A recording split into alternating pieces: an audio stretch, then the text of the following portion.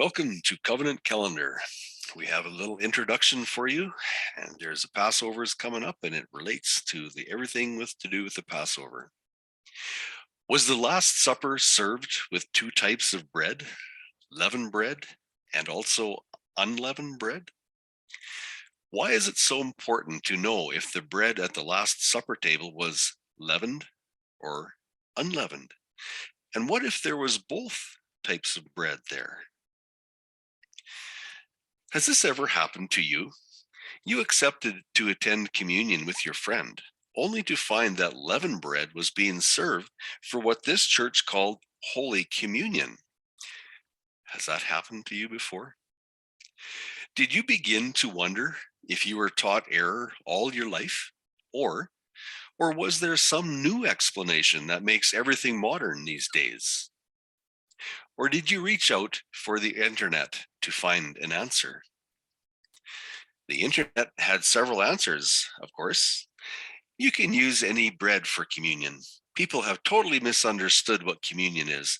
It's just where you eat with brothers and sisters and remember Christ. It's that simple.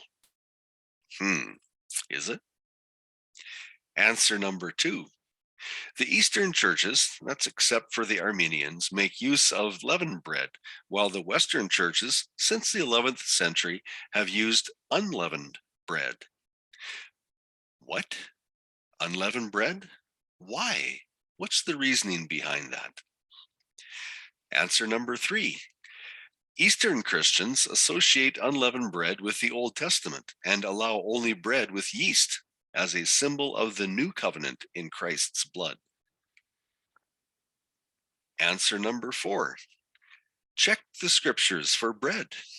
The Greek word for bread is artos, and in Strong's we see bread is G740, artos, from G142, bread, as raised, or a loaf.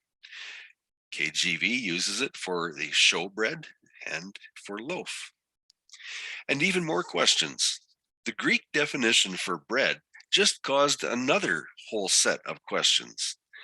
Did Yahusha really use leavened bread to represent his broken body? Then you remembered the scriptures said it. The Kodesh scriptures said it. Well, I never really read it, but someone said it said it, so of course it must be so. To prove my points, I'll quote it, though I can't show where they wrote it, but someone said it said it, and that's all I need to know.